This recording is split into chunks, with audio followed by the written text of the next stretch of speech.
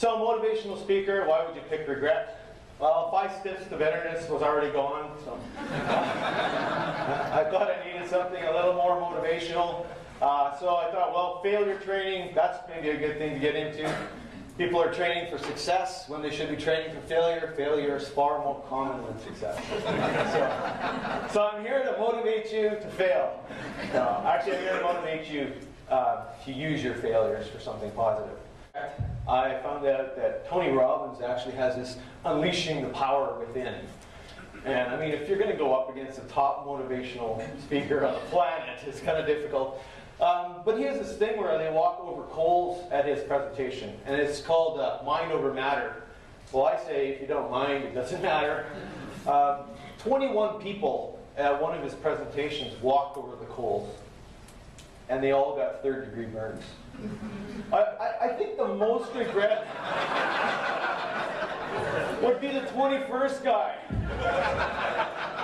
I had 20 opportunities to improve on this, and I still did it. So I've got a whole pile of words here. Sometimes they would be related to regret. The one that I probably have that's most related to regret is guilt. And that was a guilt for me because I did it. I moved my guilt back to regret by the steps that I'm going to give you today. So hopefully you can see regret as a positive thing as well. Regret can really weigh you down. This is just down the street from where I live. I was like, man, that's a heavy load for that car. Ronald Wayne, does that ring any bells? He helped found Apple in 1976. He received his 10% stake in Apple for $800. He basically cashed it back in. If he kept his 10% stock, it would be worth $35 billion. The big thing is he says, I have no regrets. Like, I don't know, I would kind of regret that. Here's the rules for being human. You will learn lessons. There are no mistakes, only lessons. A lesson is repeated until it's learned. If you don't learn the lessons, they get harder, and you'll know when you've learned a lesson when your actions change. The next slide is a little nasty, so if you don't want to look at it, just look down, it'll be over. Close your eyes, the feeling passes, so that sort of thing. This is a preventable injury. That's my hand. 3 pins in my hand, 2 in my thumb, 1 on my middle finger, because I did something that I knew better than to do it. I regret it. Okay, now you can look up again. This is sanitized, because now it doesn't look all freaky, it's just an x-ray. I use a table saw for something I should have used a jigsaw for. All I had to do was cut a corner out of a little piece of wood. My safety presentation is called Stop Cutting Corners. But the reason is, we all do things that we know we shouldn't. We do things that we get away with sometimes, and sometimes we don't. And in this situation, what saved me maybe a minute to go get the right tool, maybe 5 minutes, ended up like that, the whole pile of pain. The blade just grabbed it, and it threw that piece of wood at me as hard as it could. They say about 110 kilometers an hour. So the smaller the piece of wood, the more of a projectile it is. And it hit my hand, and it was just like, bang, instant pain. Like some people said, oh yeah, I cut my finger off and didn't even notice. I'll tell you, I noticed. It wasn't like, I'm going to try that again. Before I even looked down, I said, I want a do-over. That was just way too simple. But you know, life is full of spots where you don't get a do-over. I think this, to a large degree, I have had a do-over. I still got pretty good use of my hand. But at that point in time, I was like, that's crazy. Then I looked down at my hand. My middle finger was sitting inside my hand. My thumb was inside my hand. And the other 2 fingers were underneath the table saw. And I just screamed, no! Just couldn't believe what I had done. I taught industrial arts for 5.5 years. Do I look like your shop teacher? I mean, what happens is complacency. You get complacent because you know how to use something that fear is driven away from you. So I had this heavy, heavy disbelief. But that's followed quickly by anger. How could I have done that? How could I have done something so stupid? So I yelled again, just because that's a good way to communicate with your wife. I yelled no again, and I ran to the door, and I opened the door up to the house, because I was in the garage. And I said, call 911, call a hospital, I'm going to hurt bad, I got fingers missing and everything. And she's like right beside the phone, boop, 911, she's talking on the phone. My son comes up the stairs from playing his video game, and he never actually played that video game again. He never used it again. It was Mario Sluggers. But he's like, Dad, I was so grossed out. He said, I just wanted to throw up, but I knew you needed help.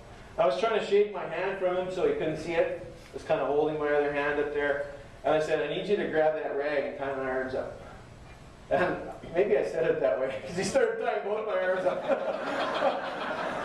I'm like, no, just the damaged one. So then he tied this one up, and then I went into the house. So I sat down by the wall, and I said, we gotta go, we can't wait. They're already on their way. I said, we gotta go, let's go. She said, no, they're already coming.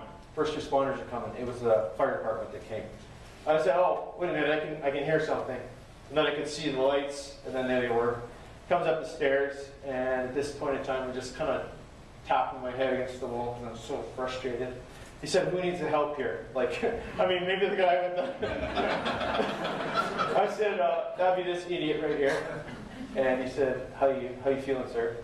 Really stupid. That was just that anger. And then I said, I feel like bashing my head right through this wall. He said, that wouldn't be a good idea. So that was my anger. And I had this brokenness. My hand, they told me my thumb was shattered. My doctor's words were, don't have any hope for your thumb. And I thought, too bad for you, buddy. I got all kinds of hope for my thumb. But he was my doctor.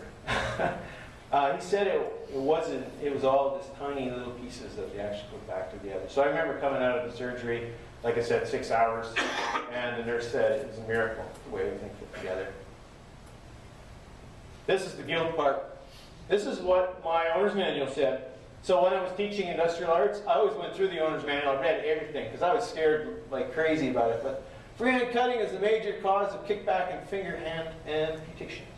When I talk to safety guys, I say, well, replace a table saw with whatever tool you're using. I don't care if it's a table saw. What are you using that could be dangerous? And I had, oh sorry, this is kind of raw too, but loss. I just had this loss. I mean, when you're regretting something, then you have that loss. You can't believe you did that. I just spent hours looking at my hand. Then I threw a pity party. Hey, everybody come. I said, if I don't have fingers, I don't have floss in my teeth. Done. Distorted reality. So are you making this regret or this problem much worse than it actually is?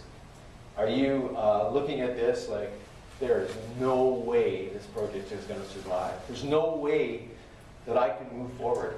To me, the picture in the bowl is kind of what my hand looked like. I saw the first time I saw that picture, the one that was kind of raw, and I had my hand sitting up there, I just cried. Couldn't believe I was going to look like that for the rest of my life. And I just thought, oh man, anybody who sees me is just going to say, what did you do? Don't allow regret to define you, but define what your regrets are. So you're doing the woe is me thing, I don't know, that doesn't work. But you can say, hey, what can I learn from that regret? Regrets are easy to attain, but require humility to learn from. And I think that's a big thing. Sometimes people, again, when you're falling down, you get up, you look around, make sure nobody saw me. But that humility is important. You paid the tuition, learn a lesson. So there's a reason you've got that there. And people say live life through the windshield. But I would just say make sure you look and see what's behind you. Okay? So that storm that you went through, that still helped shape and mold your character. It still helped mold and shape this project. What can you learn from that storm that'll help you moving forward? So empowerment comes when you say, whoa, why am I regretting this? what could have I done differently? And you're empowered when the regret first happens. That's why Prince 2 says to document your lessons learned during the project. Don't wait for a specific spot. Document when it happens. I knew I shouldn't have done that. So when you're saying these words, I knew I shouldn't have done that, what should you have done? And it's funny how many solutions you have right after the incident. Immediately after, you go, oh, this is what I should have done. Write it down. Tell somebody else about it. So that's what regret is to me now. Reflection and improvement. So what has happened? Okay, it's happened. Can I change it? Yes, maybe no. If I can't change it, what can I do about it? How can I use it to improve? And that's really what I hope to get across to you in today's session. Is not looking at it in a negative light and saying, hey, this happened. This picture I drew. I drew it 19 days before my injury. The outcome has been very positive for me. My neighbor said to my mom, she said, if anybody knows how to use this, Dwayne will know. He'll know what to do. And I'd say that I just turned it into saying, hey, how can I help somebody else? What's in your hands? What regret do you have that may be beneficial for somebody on your project team? Might be beneficial for somebody in your office. Might be beneficial for your wife to know. What regret do you have? And how can you use it to help someone else? See, the chain I've used is something, sort of a symbol, this weight, this thing that binds you. But chain has a purpose. The chain is used to pull somebody else out. Do you have regrets that you can pull somebody else out with? Do you have some way to help other people around you? I would urge you to look for that and try and figure out how you can help someone else. And that is unleashing the power of regret. Thank you.